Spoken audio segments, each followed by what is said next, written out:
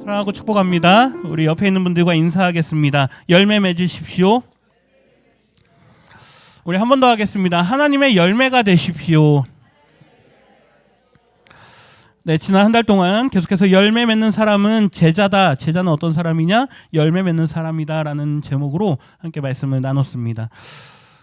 마태복음 21장 말씀에 제가 있습니다. 그러므로 너희에게 이르노니 하나님의 나라를 너희는 빼앗기고 그 나라의 열매를 맺는 백성이 뭐 할 거다? 받을 거다. 뭐를요? 하나님의 나라를. 그래서 열매 맺는 사람을 하나님의 나라로 인도하신다라는 게 예수님의 말씀입니다.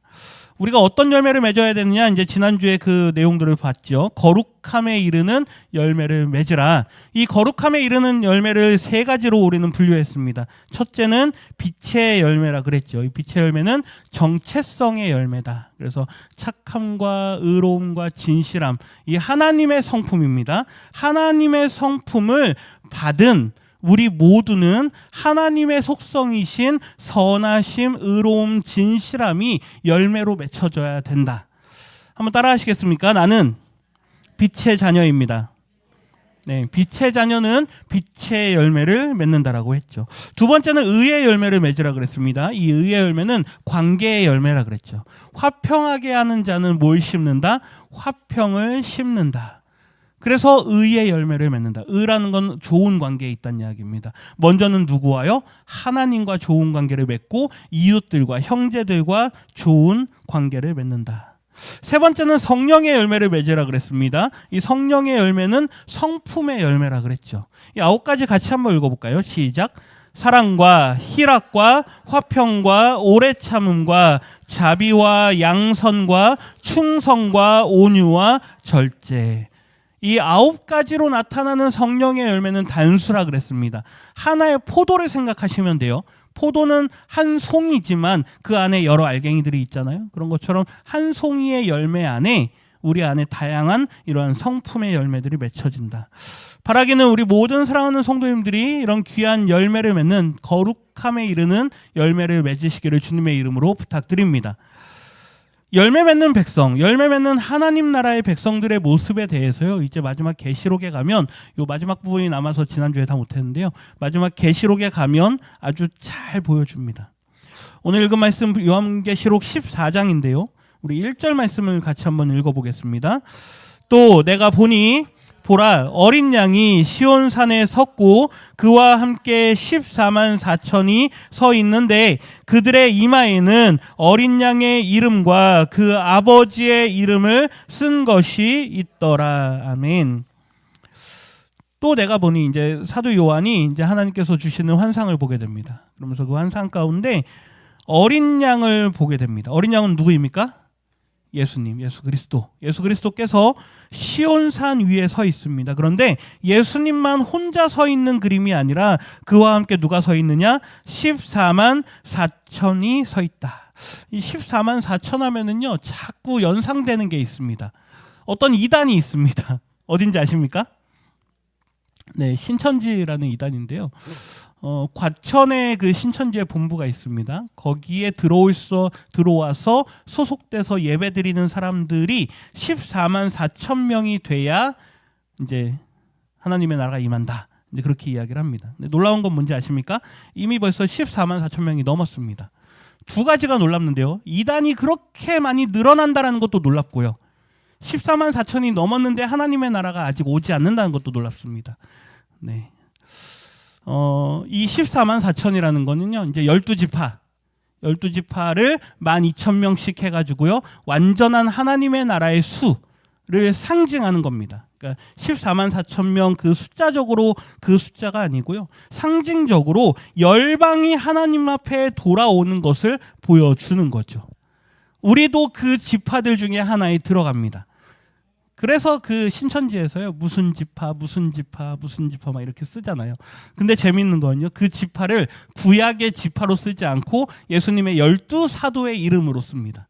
요한 지파, 베드로 지파 막 이렇게 쓰잖아요. 그러니까 성경을 아주 이상하게 적용하는 거예요.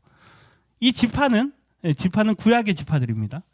그리고 예수님의 12 사도들을 얼마든지 의미할 수도 있지만 우리는 그렇게까지 보지는 않습니다. 상징적으로 12 하면 구약에서부터 하나님께서 12지파를 세우신 거를 상징하기 때문에 예수님도 그것을 따라서 12 사도를 세우는 거죠. 이해가 되시죠? 네, 근데 이걸 자꾸 문자적으로 자기들이 편한 대로 해석하기 때문에 문제가 되는 겁니다. 한번 옆에 있는 성도님들이 이 말을 한번 보시겠습니까? 이 말 한번 봐주십시오. 광이 납니까? 근데 그 이마에 써 있는지 한번 보십시오. 뭐가 써 있습니까? 어린 양의 이름. 그리고 누구의 이름이요? 그 아버지의 이름. 빨리 보세요. 없으면은 천국 못 갑니다. 이래도 이단입니다. 네. 마지막 때에 우리가 보게 될 성도의 모습을 상징적으로 보여주죠. 그들에게는 뭐가 있다? 어린 양의 이름이 있다. 그리고 하나님의 이름이 있다. 2절 같이 읽을까요? 2절입니다. 내가 하늘에서 나는 소리를 들으니 많은 물소리와도 같고 큰 우레소리와도 같은데 내가 들은 소리는 검은 고 타는 자들이 그 검은 고를 타는 것 같더라. 뭔가 하늘에서 뭔가 큰 소리가 들립니다. 어떤 소리로 들으면 많은 물소리 같기도 하고 또 어떻게 들으면 우레소리가 크게 들리는 것 같고 근데 내가 집중해서 들어보니까 검은 고 타는 소리 같더라. 3절에 보면요. 이제 어떤 환상의 모습들을 보게 됩니다. 그들이 보좌 앞과 내 생물과 장로들 앞에서 뭘 합니까? 새 노래를 부르죠. 아까 14만 4천 예수 그리스도와 함께하는 그 마지막 때에 구원받는 하나님의 백성들이 뭘 부르느냐? 새 노래를 부릅니다. 그런데 이 노래를 부를 수 있는 사람은 정해져 있습니다. 빨간색 글씨에 속량함을 받은 사람들. 바라기는 마지막 때요. 우리가 다 함께 그 합창의 노래를 부를 때 오늘도 1절, 3절은 다 함께 하고 2절은 찬양대가 하잖아요. 그러면 마치 하늘의 천사들이 앞부분을 하면 우리 성도님들이 화답가를 부르는 것처럼 모든 성도들이 그 마지막 날에 아름다운 새 노래를 부르게 될 것입니다. 그 자리에 있으시기를 주님의 이름으로 축원합니다. 이 사람들에 대해서요. 14만 4천 속량함을 받은 이 사람들이 어떤 사람들이냐? 오늘 이제 이 부분만 짧게 보고 마칠 건데요. 14장 4절 상반절을 먼저 있습니다. 이 사람들은 여자와 더불어 더럽히지 아니하고 순결한 자라. 이 파르테노스라고 하는 거는요. 동정녀를 이야기할 때 쓰는 단어입니다.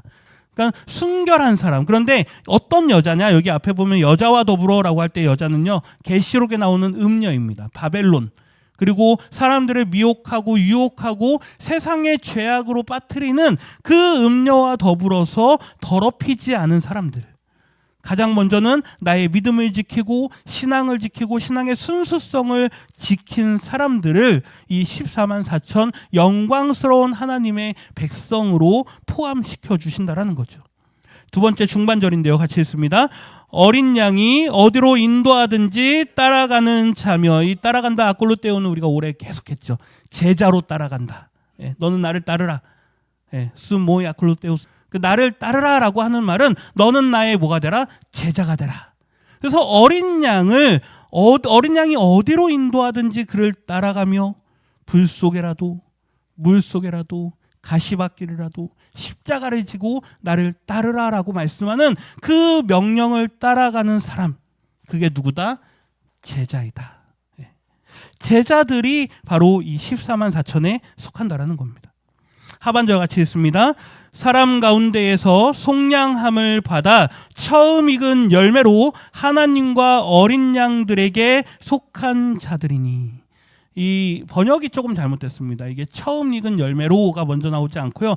하나님의 처음 익은 열매다. 이게 정확한 번역입니다. 아파르케라고 하는 게 처음 익은 첫 열매인데요. 토테우라고 하는 건 하나님의라는 말입니다. 그러니까 하나님의 처음 맺은 열매. 하나님께서 누구시다? 기억나십니까? 하나님은 누구시다? 내 아버지는 누구시니? 요한복음에 예수님께서 15장에 나는 포도나무요. 내 아버지는 누구다? 농부시다. 농부이신 하나님께서 처음으로 수확한, 처음으로 딴 그 열매. 그게 누구입니까? 바로 이 하나님 나라의 거룩한 백성으로 포함되는 사람들이란 이야기죠. 제자는 어떤 사람이냐? 우리 먼저 스스로가 열매를 맺는 사람들이라 그랬습니다. 거룩함에 이르는 열매를 맺으라 그랬죠. 빛의 열매, 의의 열매, 성령의 열매를 맺고 이 땅에서 우리의 삶을 살아가며 제자로 살아갈 때 마지막 때에 우리가 무엇으로 변화되느냐? 우리는 이제 영생을 얻는다. 그렇죠? 또 새 사람을 입는다. 그다음에 변화된 옷을 입는다. 변화된 몸을 입는다. 이제 이런 이야기들로 부활을 이야기합니다. 그런데 계시록에서는요. 어떻게 이야기하느냐? 하나님의 처음 익은 열매로 나타나게 된다. 우리 모두가 하나님 앞에 아름다운 열매가 되게 될 줄 믿습니다. 하나님의 열매로 세워질 때 하나님께서 우리 모두를 보시면서 기뻐하시는 겁니다. 내가 극상품, 기억하시죠? 극상품 포도나무를 뭐 했더니? 심었더니 좋은 열매 맺기를 바랬더니 너희가 뭘 얻었도다? 아니요. 좋은 열매를 맺었도다. 하나님이 바라시는 건 뭡니까? 좋은 열매가 맺혀지는 겁니다. 바라기는 우리 모든 믿음의 성도님들이 좋은 열매가 되시기를 주님의 이름으로 축원합니다.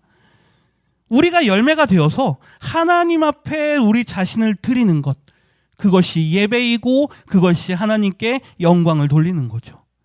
5절 말씀 보십시오. 그의 입에는 거짓말이 없고 흠이 없는 자들이다. 이 흠이 없다라는 게요. 결점이 없다. 구약시대 때 제사를 드리려면 뭘 가져와야 됩니까?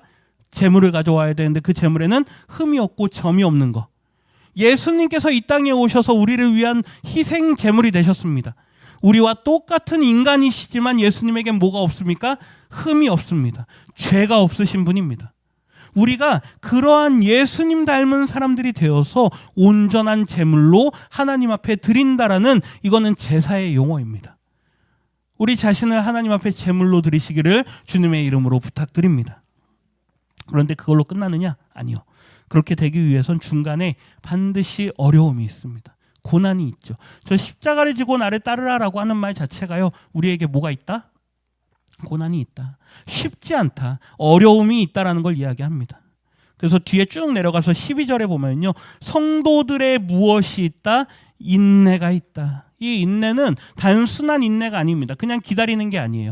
바라보며 기다리는 겁니다. 그래서 이 휘포모네라고 하는 단어는 언제나 소망이라는 단어로 함께 번역이 됩니다. 우리가 바라보고 기대하고 무언가 우리가 누릴 것이 있기 때문에 뭐 하는 겁니까? 기다리는 겁니다. 저희 아이들이요. 특별하게 기다리는 달이 있습니다. 9월을 기다리고요. 11월을 기다립니다. 왜 기다릴까요? 자기들 생일이 있기 때문에. 네. 그 다음에 12월을 기다립니다. 왜 기다릴까요? 네. 근데 5월을 기다립니다. 왜 그럴까요? 그렇게 생각하면 1년 내내 기다립니다. 기다리는 이유가 뭡니까? 뭔가 바라고 소망하는 게 있기 때문에. 우리가 인내할 때 분명히 고난과 어려움이 있지만 그 인내와 고난 끝에 우리에게 약속된 하나님의 나라가 있다는 걸 소망하는 것. 제가 아마 말씀에 담진 않았을 것 같은데요. 히브리서 10장 36절에 보면 너희에게 인내가 필요함은 너희가 하나님의 뜻을 행한 후에 약속하신 것을 받기 위함이라 라고 말씀합니다. 우리가 인내하는 이유가 뭐냐? 우리에게 인내가 필요한 이유가 뭐냐? 고난 가운데 말씀을 따라 살아가지만 그 이후에 약속하신 것이 우리에게 있기 때문이란 이야기죠. 오늘 본문 말씀 마지막 14장 12절 하반절인데요. 같이 읽겠습니다. 그들은 하나님의 계명과 예수에 대한 믿음을 지키는 자니라. 아멘. 결국 열매 맺는 하나님의 처음 익은 열매로 나오는 사람들은 누구냐? 하나님의 계명을 지키고 예수에 대한 믿음을 지키는 사람들. 이 샤마를 지킨다라고 했던 그 단어가요. 이 신약어로 번역이 되면서 그대로 하나님의 말씀을 지키는 사람들로 번역이 됩니다. 우리 모두는 하나님의 말씀을 따르는 사람들입니다. 하나님의 말씀을 예수님께서는 이렇게 정의하죠. 누구를 먼저 사랑하라? 하나님을 사랑하라. 그리고 누구를 사랑하라? 이웃을 내 몸과 같이 사랑하라. 이 말씀을 따라 살아가는 사람들이 하나님 앞에 아름다운 열매를 맺으며 이 땅 가운데 인내하며 믿음을 지키며 살아갈 때 결국 하나님 앞에 처음 익은 열매로 서게 된다라는 것입니다. 우리 뒤에 시간이 뒤에 준비된 게 더 있기 때문에 마지막 요 처음 익은 열매는만 읽고 마치도록 하겠습니다. 처음 익은 열매는 하나님의 특별한 소유로 구별된 성도들입니다. 그들은 곧 제자들입니다. 아멘. 이 10월달 말씀, 제자는 어떤 사람이다? 열매 맺는 사람이다. 이 말씀을 정리하면서 우리 성도님들의 마음 가운데 나는 하나님 앞에 특별한 열매로 그분의 소유로 구별된 성도입니다라는 그 마음을 가지시기를 주님의 이름으로 부탁드립니다. 그게 누구기 때문에요? 제자이기 때문에. 바라기는 우리 모든 믿음의 성도님들이 열매 맺는 제자로 우리의 남은 평생에 하나님께 영광 돌리시게 되기를 주님의 이름으로 축원합니다. 우리 바로 이어서 안수식을 진행하도록 하겠습니다.